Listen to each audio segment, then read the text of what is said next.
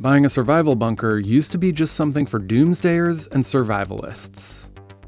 But this factory in Texas can't keep up with demand because of the pandemic. People want these like yesterday. They want them so bad, they'll pay up to get them right now. The most basic habitable bunkers start at $50,000, not including installation. But if you want to include a movie theater, pool, and rock climbing wall, you can spend as much as $4.5 million. So why do people spend this kind of cash on something they might never use? And why are bunkers so expensive? Meet Ron Hubbard, not the founder of Scientology. Just Ron, the founder of Atlas Survival Shelters. So how do you get prepared? Well, you get your food and water, but once you have all that, you're going to need a bunker, and that's when I come into play. He sells bunkers out of his 10-acre factory in Sulphur Springs, Texas. First and foremost, we want to make sure that the bunkers are airtight because, God forbid, any kind of airborne plague or smoke, chemical warfare, biological warfare, whatever. Ron says he builds about 24 bunkers a year that are the size of homes, as well as hundreds of smaller storm shelters.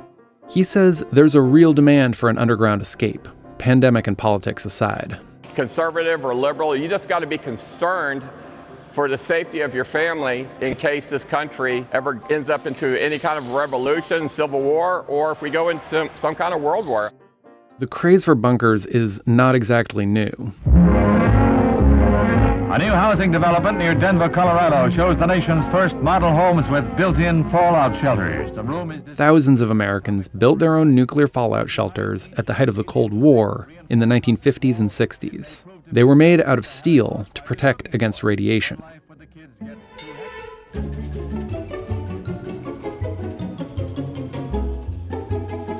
Larry Hall converted a Cold War nuclear missile silo in central Kansas into a 15-story inverted skyscraper. The government decommissioned the silo, and Larry bought it for $300,000 in 2008.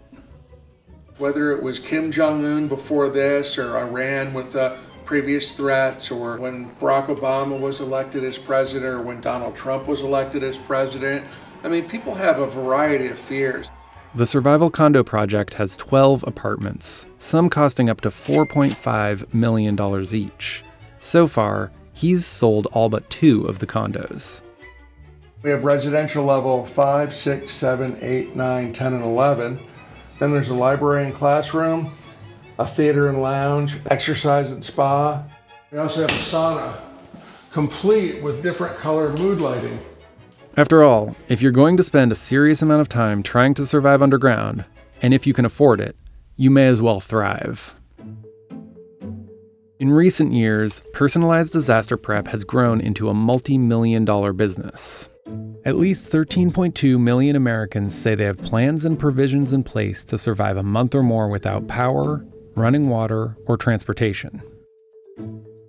Prepping can simply mean storing a number of items to help cope during a blackout, or having a storm shelter to survive tornadoes and hurricane-force winds. Since the start of 2021, storm shelter sales are up 30%. That's on top of a 35% increase the previous year. Possibly part of what has driven that increase in sales is that 2020 was such a traumatic year for all of us. So putting a storm shelter in place for their family was something they could control. They could actually impact and have some control over the safety of their family. But bunkers are in a different league. Ron sells bunkers with a variety of add-ons like escape tunnels and hidden doors. So this typically will have a secret passage leading to a secret hatch going down to a secret room. This isn't our grandfather's bomb shelter. They have all the bells and whistles that you would have in a house. I mean, if you can have it in a house, you can have it in the bunker. This model costs about $500,000 and fits 3 private bedrooms, 2 bathrooms, a kitchen, dining room, living room, and a game room. Ron says he has over a year's worth of back orders, even though prices for the materials to build the bunkers have gone up between 15 and 20% since last November. The cost of wood has tripled, the cost of steel's tripled, the cost of gas has doubled. Everything's gone through the roof. Some people decide to build their own shelters. About 60 miles outside of Dallas, a doctor in his 40s built his own 1,200 square foot bunker.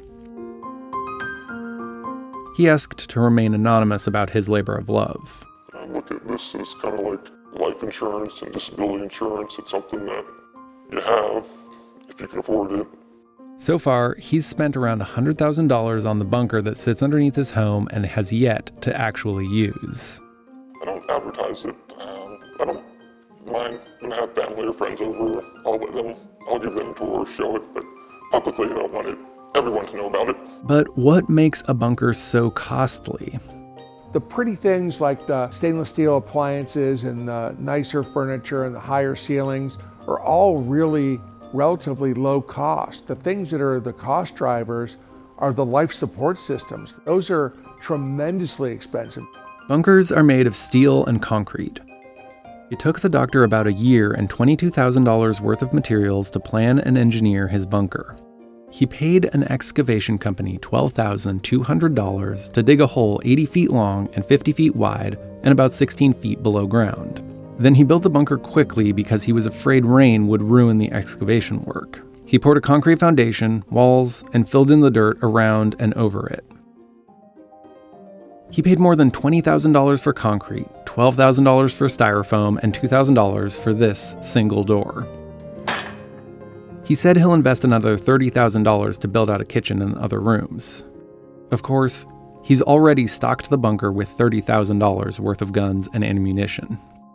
Pandemic fears are likely to stay strong for years after it's over, and the truth is, there's always something to fear. Nobody knows what the future has, so the attitude is it's better to have it, not need it, than to need it, not have it.